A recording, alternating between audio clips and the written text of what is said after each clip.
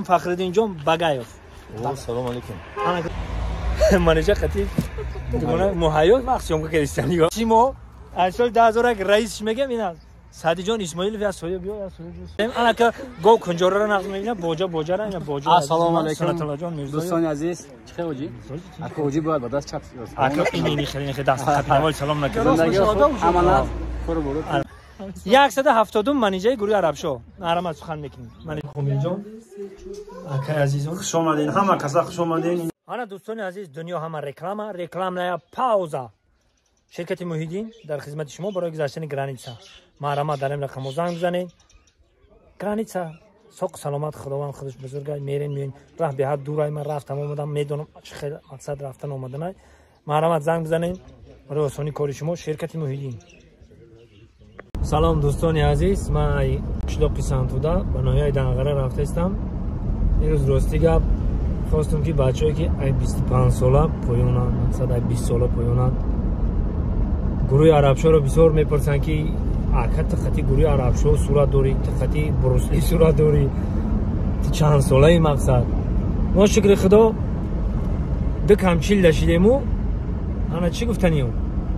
انا که روز ما همه گروه عربشو را شما دانشون میتونم ما مقصد هم کورسینک داریم هم کورشینک داریم. انا که ما همشه با شما یک تا نشون میتونم گروه عربشو را کیان چیان با شما معلومات میتونم برای بچه‌هایش رفتیم. ولی من میرم دنغره با جام میگیرم ولی من در راه سنتودا میرم رفتم طرف دنغره میریم. دوستان عزیز اومدم در دنغره رسیدم. الان بچه‌ها جمع شده استن اینجا دا. انا دوست عزیزم اکای عزیزم استاد عزیزم فخردین جان بگایف. سلام علیکم. انا که دوست عزیزم انا فخردین راستی گپ ایجادکار گروهمون بود. همین تمام چیزا ایجاد میکرد، سرودورا شعرها رو مینویست. همین ایجاد در دست همین بود. همین سال 2001 تا به حاضر ایجادکار گروهمون انمی فخردین بگایف. چی گفتن این دوست عزیزم؟ گفتن که همه وقت همین مخلصای گروه عربشو دونم هوشانا مورای کنم برای دستگیری کنیم. شما رو دستگیر کنیم و پیش میریم. زنده باشین. انا که گروه عربشو رو همش سرجم شما دانشون میتونم امروز یک تا اینجا رو وقت منیجر خطیب دیگه محیط مخصوصا کریستیانیگا زنده باشد. یک تا من میگم شما در کی ماده در کامنتر در اینستاگرام هم نوشتین که آقا قطعی گروه عربشو تو صورت داری.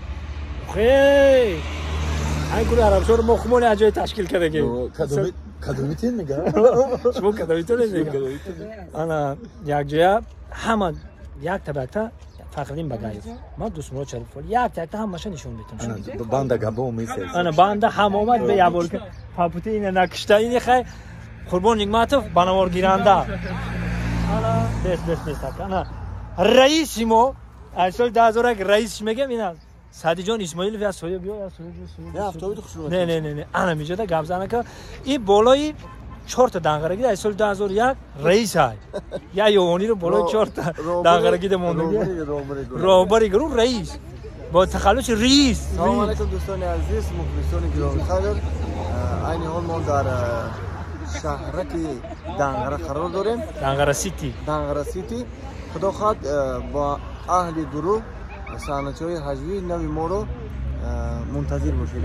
البته ما با شما هم اگه با شما اجازه ابس کنم بعد چند سال اخیر نه چند سال اخیر ولی یک جای ابس نکرده من اکرام ان شاء الله نوارای ما در کانال قربان نعمت با نزدیکی خدا خود با شاید بیگا شاید فرد و بیگا با نوار میرویا ان شاء الله که تماشا کنید.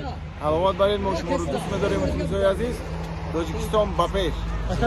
داخل میکره چند تا شکل درسونه؟ آخه چند کشیده ماها سالاشی که زنگ میزنیم یک همین روز بیکار بودیم. انا که گو کنجوره رو نقم میبینم boja را اینا boja. السلام علیکم دوستان عزیز. چخه اوجی؟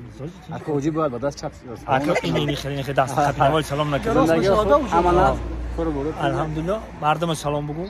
با مردم تاجیک با مردمی که ما را میشناسند به همه سلام. زنده باشید. حالی میریم کامل در خشابک راست خشابک میریم. من زنگ گفتم آشناور خوردستم.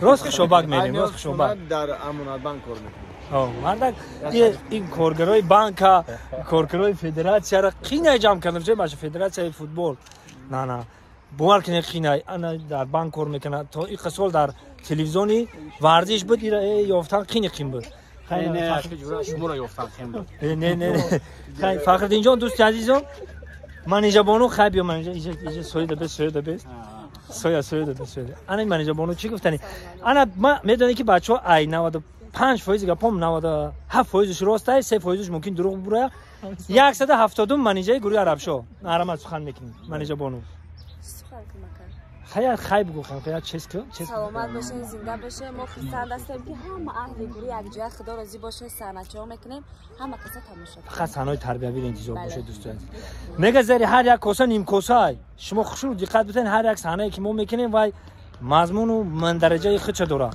برای هم که سربند باشه راست خوشابت میریم در خوشابت صحبت میکنیم کوشش میکنیم که اگر دسمرات صحنه تربیوی بازی کنن برای چی که حاجی هستن برادر در کامنتری اون که بزم ننویسید برای که ما صحنه تربیوی شو رو کوشش میکنیم قطعا که دسمرات زبط زنده باشه سربند باشه میریم خوشابت و میخریم رفتیم تو ساعت چند رفت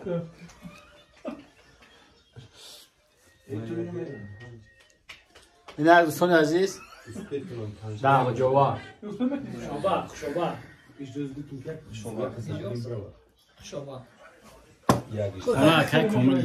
زیرا سربلند باشین خوش اومدین همه کسایی رو دوستو شخصیت هر یک انسان وابسته به خود هر یک انسان وقتی که ارگانیسم انسان یک چیز رو طلب میکنن اون رو ما باید چکنیم استعمال نماییم مرحمت کسی چیز میپره استعمال نماییم سلام ورسیش хотим гов комидион да зачем я просто так сидеть зачетка без проблем отсюда бля дорогая вот короткая подарок за приглашение синдикатчик с бургладая они качественно приглашение не подходит понимаете ما چند تا اگر روسی رو بدون روسیه میرم کای کومل همون میریم یا صفحه دارم داشت نمیرم دیگه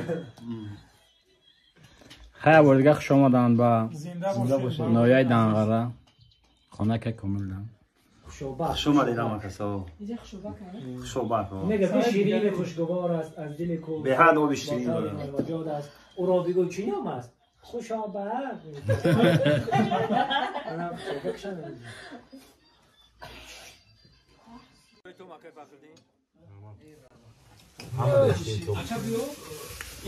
İşte don bacho. Toma istiyoruz.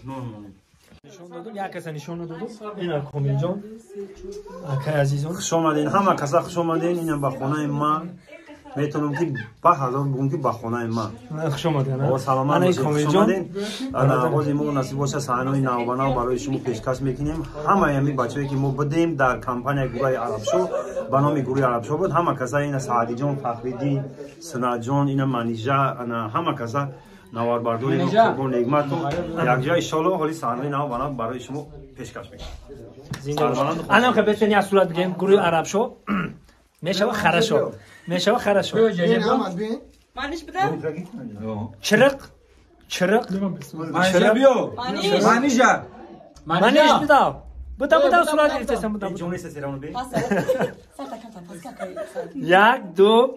یک دو فخردین نتوفته است فخردین نتوفته بس فخردین نتوفته است یک دو انا که بس صورت میگیرم دوستان عزیز صحنه تربیوی را انتظار باشید همه گروه عرب شو همه سرجم خداوند بزرگ همه هم که سرجم باشیم شما داغو باشید ان شاء الله که صحنه خوب و خاطرمون که هم لبخند بزنید هم برای نسل نوراس تربیوی صحنه چو سربند خونه بود باشید